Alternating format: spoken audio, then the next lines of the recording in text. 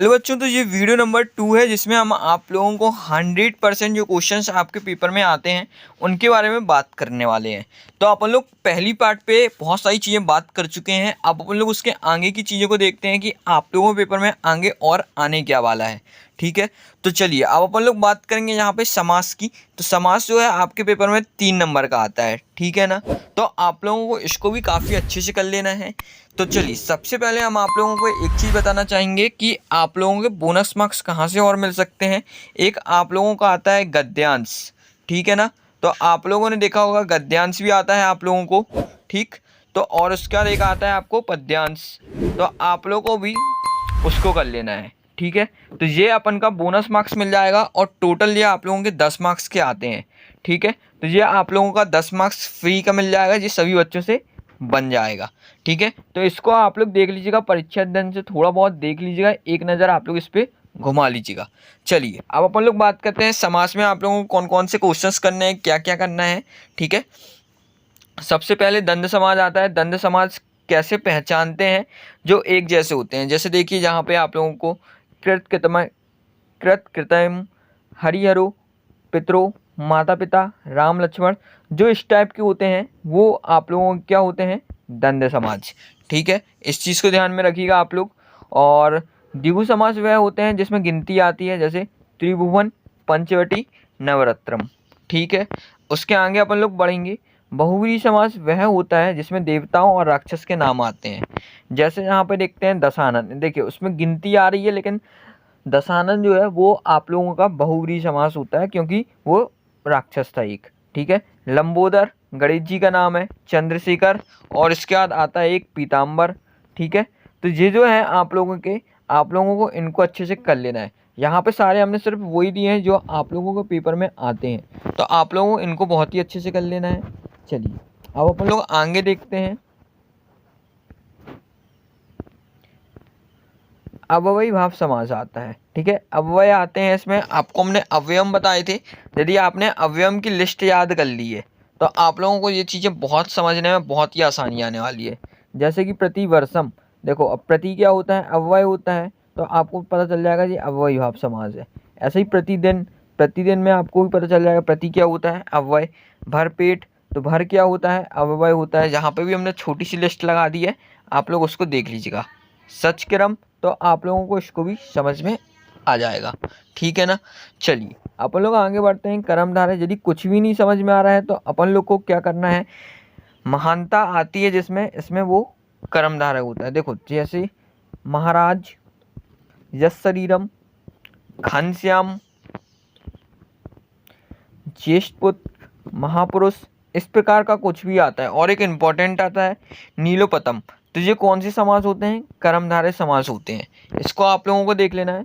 इसके बाद आते हैं तत्पुरुष समास। जब कुछ भी नहीं फॉलो होता है तो आप लोगों को क्या करना है, तत्पुरुष समास पर टिक करना है। कुछ इंपॉर्टेंट तत्पुरुष समास हमने यहाँ पे लिख दिए हैं, आप लोगों को इनको याद कर लेना है, ठीक है। चलिए अब यहाँ पे देखिए कुछ क्वेश्चंस लिख दिए थे हमने, आप लोगों के इनके आंसर्स भी देने थे। अनुरूप, अनु क्या होता है, अव्यय होता है, तो अनुरूप अव्ययी भाव समास हो गया। लंबोदर गणेश भगवान का नाम है तो बहुव्रीहि समास हो गया, ठीक है। हरिहरो ये सेम है तो द्वंद्व समास हो गया। इसके बाद पंचवटी गिनती आ रही है तो द्विगु समास हो गया। इसके बाद यहाँ पे जलमग्न, कुछ नहीं समझ में आ रहा तो तत्पुरुष अपन ने लगा दिया, ठीक है। इस प्रकार से अपन को ये पढ़ना रहता है समास।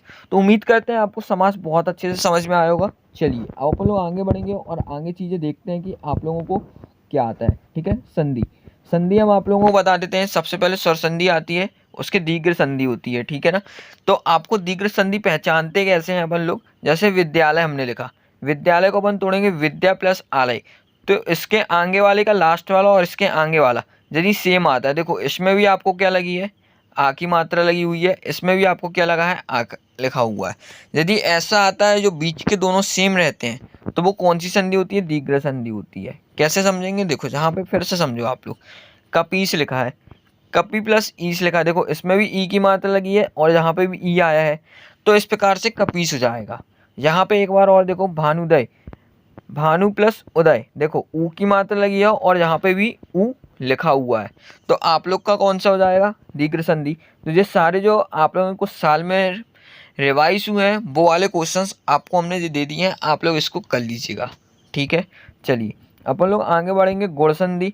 गुण संधि में ए की मात्रा और ओ की मात्रा ज़्यादातर लगी रहती है। देखो कैसे होता है, नरेंद्र, नर प्लस इंद्र, ठीक है, और महेंद्र ए की मात्रा लगी है। ठीक है, इसी प्रकार से परोपकार, इसी प्रकार से सूर्योदय। ठीक है ना, तो आप लोगों को जितना दिखा रहे हैं ना बहुत ही अच्छे से कर लीजिएगा, क्योंकि सिर्फ यही चीज़ें आप लोगों की रिवाइज होती हैं हर बार, इसके अलावा कुछ नहीं आता। जितने क्वेश्चंस हमने देखा है ये पूरे आपके रिवाइज ही हुए हैं हर बार। ठीक है, चलिए अपन लोग अब आगे देखते हैं। यहाँ पे ये अपन लोग कहाँ गए, चलिए यहाँ पे अपन लोग देखते हैं 3rd नंबर का वृद्धि संधि। वृद्धि संधि में इस प्रकार के आपको पैटर्न देखने को मिलेगा, सदैव, महासदी। ठीक है, तो इसको आप लोग को कर लेना है। ठीक है, समझ में आया आप लोग को वृद्धि संधि। जड़ संधि क्या होता है, या व रा आधा शब्द आते हैं। ठीक है, देखो कैसे, यह आधा ता आया, यह आधा ता आया, ये देखो आधा ता आया, तो ये सारे क्या हो जाएंगे, जड़ संधि। आ रहा है क्या आप लोगों को समझ में? आप लोग कमेंट करके ज़रूर बताइएगा कि पहचानते कैसे हैं। देखो इसको आप लोग याद नहीं कर सकते हो, आप लोगों को ये सारी चीज़ें पहचानते आनी चाहिए। तो पहचानने का बहुत ही सरल तरीका आप लोगों को बता दिया है। और एक ये एक्सेप्शनल केस है, इसको आप लोग को याद करना है। यदि आता है तो ये आप लोगों की कौन सी संधि होगी, जड़ संधि। ठीक है, और फिर अपन लोग बात करने वाले हैं अयादी संधि। क्या होती है, अयादी संधि में ए ओ की मात्रा नहीं होती है। देखो कैसे, सिंपल जो शब्द होते हैं वो ज़्यादातर अयादी संधि के अंदर आते हैं। ठीक है ना, तो इस प्रकार से आप लोगों को इसको कर लेना है। चलिए अब अपन लोग आगे बढ़ेंगे और इसके आगे की संधि को समझते हैं कि तो यहाँ पे विसर्ग संधि। ठीक है, विसर्ग संधि को कैसे पहचानते हैं, कैसे करते हैं अपन लोग इसको, तो ये बहुत इंपॉर्टेंट है। जितने यहाँ पे हमने लिखे हैं आप लोगों को इनको अच्छे से देख लेना, बहुत ही इंपॉर्टेंट है, आप लोगों को ये आता ही आता है। उसके बाद आप लोग के कुछ विसर्ग संधि ये लिखी हुई है। ठीक है ना, तो ये संधि है जो आप लोगों की कम से कम 3 से 4 नंबर की आपको पेपर में बहुत आराम से देखने को मिलेगी। ठीक है, तो जितने हमने बताए हैं आप लोगों को इनको बहुत ही अच्छे से कर लेना है। चलिए अब अपन लोग आगे बढ़ते हैं और थोड़ा सा व्यंजन संधि के बारे पे भी देख लेते हैं। देखो अब आप लोगों को व्यंजन संधि पहचानना कैसे है वो भी हम बता देते हैं।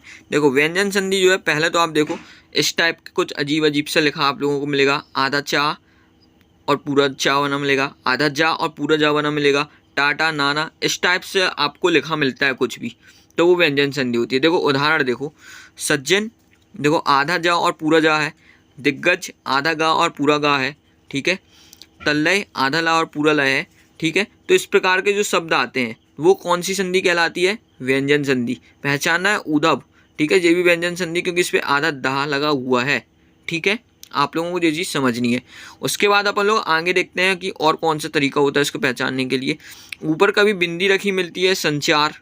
ठीक है ना, इस प्रकार से कोई शब्द मिलता है तो वो भी आपका व्यंजन संधि के अंदर आता है। और यदि इस प्रकार का शब्द लिखा आता है कहीं पे, ठीक है, या फिर आपको इस प्रकार का लिखा मिलता है कुछ, तो आप लोगों का वो व्यंजन संधि के अंदर आता है। 2 एक्सेप्शनल केस है, सदाचार, जगदीश, भगीश। ठीक है, ये भी आपको व्यंजन संधि के अंदर आता है, आप लोगों को इसको भी देख लेना है। ठीक है, तो जितना भी कुछ बताया है सब आप लोग अच्छे से कर लीजिएगा, क्योंकि भाई 3 से 4 नंबर में कुछ भी आ सकता है और सारे डिस्ट्रिक्ट को देखते हुए ये चीज़ हमने बनाई है। ठीक है ना, क्योंकि सारे बच्चे कमेंट कर रहे थे कि सर हमारे ज़िले में पेपर आया लेकिन हमारे ज़िले में कुछ नहीं आया, तो वो सारी चीज़ें देखते अपन लोग ये चीज़ ड्रॉ करिए कि हर चीज़ कवर हो जाएगा। ठीक है, तो आप लोगों को A to Z बहुत अच्छे से जो सारी चीज़ें हमने बताई हैं आप लोगों को उनको बहुत अच्छे से कर लेना है। अब अपन लोग यहाँ पे आप लोगों को आगे पर्यायवाची वाक्य बताते हैं, शुद्ध अशुद्ध विलोम कौन से पढ़ने हैं, वो सारी चीज़ें आप लोगों को हम बता देते हैं। ठीक है ना, तो ये अगले वीडियो में बताएंगे। ये वीडियो काफ़ी बड़ा हो रहा है, जब तक आप लोग इसको वॉच कीजिए, जब तक फिर हमारा नेक्स्ट वीडियो आ जाएगा तो उसको भी वॉच कर लीजिएगा। ठीक है ना, तो आप लोग यूट्यूब चैनल को यदि सब्सक्राइब नहीं किया है तो यूट्यूब चैनल को ज़रूर सब्सक्राइब कर लीजिएगा, बेल आइकन को प्रेस कर लीजिएगा। आप अपन लोग मिलेंगे अगली वीडियो पर।